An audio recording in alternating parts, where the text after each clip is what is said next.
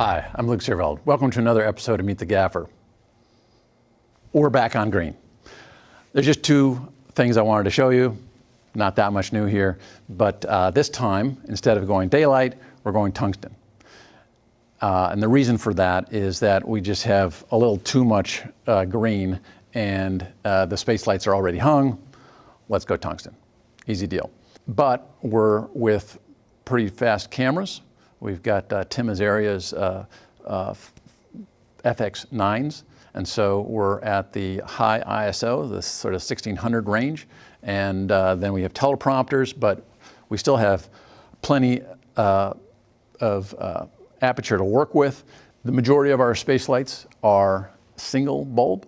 They're 2K space lights. We're just using one bulb, and that allows us to sort of keep the heat and the overall stop down.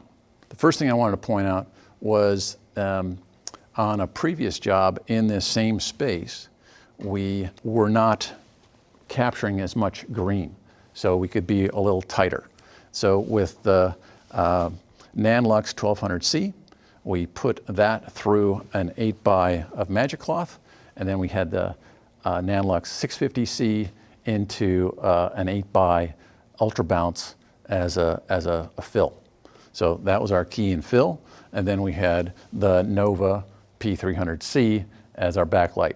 And that's in a DOP choice 3-foot octa with the snap grid. That was great for when we had just a small slice of green.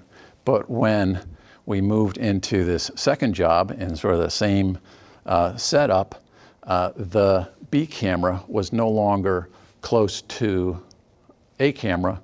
It came to the side a little bit more. So then we had a whole lot more green to cover. We wanted to back up our key and fill.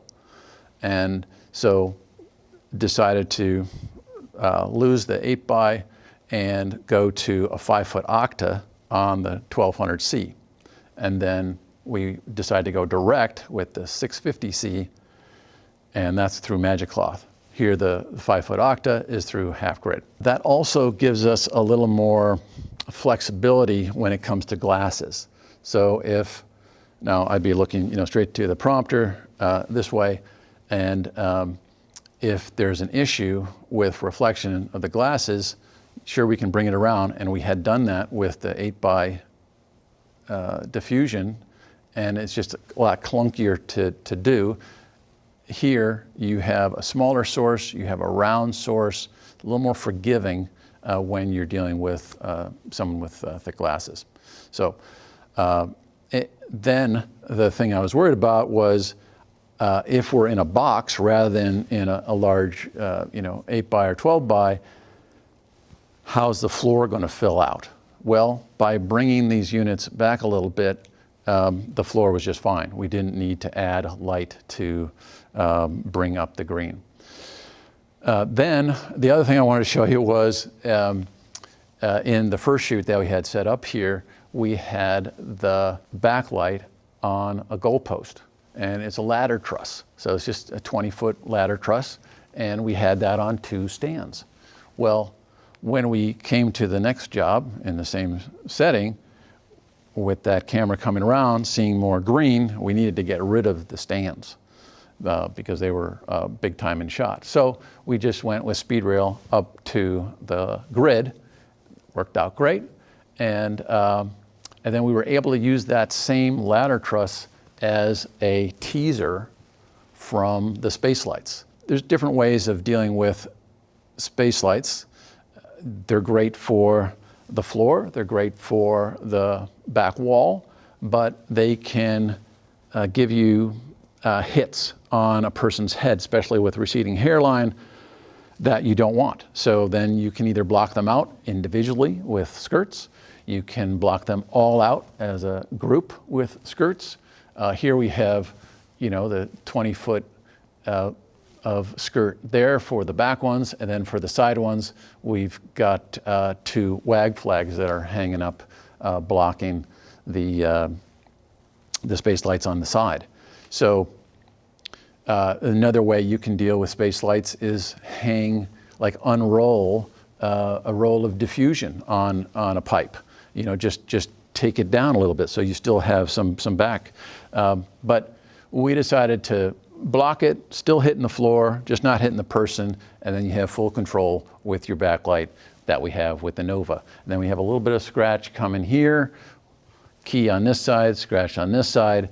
That's just a 6x Astra on a short Menace. And then we were going to do the same here, but we realized we'd be needing to get that Menace arm pretty far away. So hey, we'd just hang it up on the ladder truss, and that works great when we flip the key and fill. That's what we got going.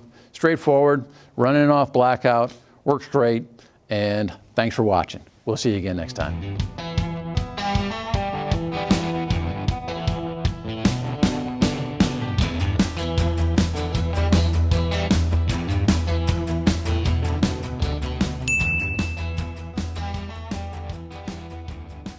So normally when lighting for green screen, I use a lot of solids to kind of block out errant green that I don't want spilling on the subjects. But in this case, I put white out, with ultra bounces, just figuring, block it, but still get some light.